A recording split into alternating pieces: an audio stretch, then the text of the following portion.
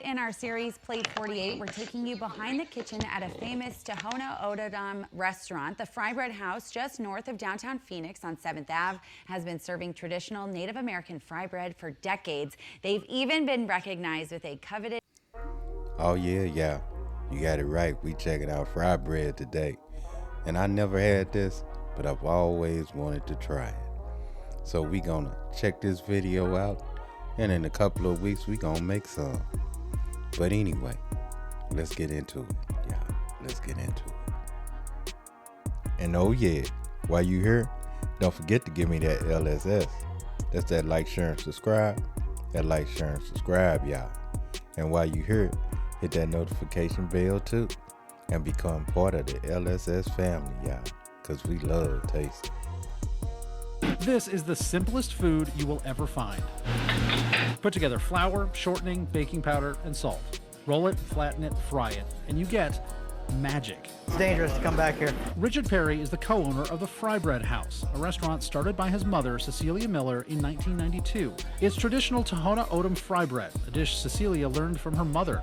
It's topped with chili, stews, honey and sugar for dessert, or just served plain, gold and crispy.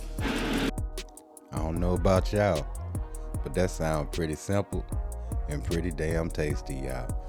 I can't wait to give this a try. And hey, if I mess it up, y'all please let me know in the comments on that video, because I gotta get this right. Want to see what it tastes like, y'all. Want to see what it tastes like. But anyway. Fry Bread House's recipe's been the same for 30 years. Fry bread's been the same for much, much longer. I had fry bread for years. I mean, you never really realize what goes into it or where it came from. My mother was a mother of 5 boys, and so she had to really look for foods to feed us. And one of them was fry bread. And from what I learned, it was a survival food. Fry bread is so simple because it was all Native American tribes had. In the 1800s, the U.S. government started relocating tribes to reservations. The crops they used to grow didn't grow in the new land. So the feds handed out flour, lard, sugar, and salt. The tribes had to figure out how to survive. It's a complicated history, to say the least, that resulted in this. The best food comes from that. The best food comes from hardship and shortages and everything else. When the government started... Oh yeah, he's so right about that. Some of my favorite foods come from that. Come from struggle, y'all. Think about it. Oxtails, cornbread, greens. Oh my goodness, it's just so many.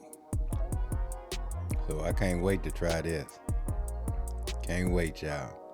And I hope y'all come along with me on that journey of trying to get it right and trying to make it tasty. But anyway. Distributing flour and different ingredients, Native Americans figure out a way to do that, to create a source of food, a bread. And it's spread from one community to another. Fry bread is famous because it's hand-stretched, the way she's making it. And over the years, the Fry Bread House gained a serious reputation. In 2012, Cecilia Miller was awarded a James Beard Award, the Oscars of food, as an American classic. I didn't really understand what it was, and she didn't. Apparently, they called here at the restaurant here one day to say that she had won, and she didn't know who it was. She thought it was somebody trying to sell the restaurant or something. The Beard Award didn't change the Fry Bread House much. It's not fancier, it's not more expensive, it's the same food, and busier than ever. We obviously didn't think that it would get to where it is today. My mother wanted it to just be a place where indigenous people could come here and enjoy a meal when they came in. So, oh yeah, y'all, that's that fry bread. So, we gonna be making this, and we gonna be making this soon. Now, if you got any suggestions on what I should use for my fillings, I'm thinking maybe a stew, maybe some ground beef, even maybe a dessert one. I'm not sure yet which way we gonna go with it. We might end up trying them all before it's all said and done. But if you have a suggestion on what I should try first, leave it in the comments down below. And as always, love, peace, and keep it grilling, y'all.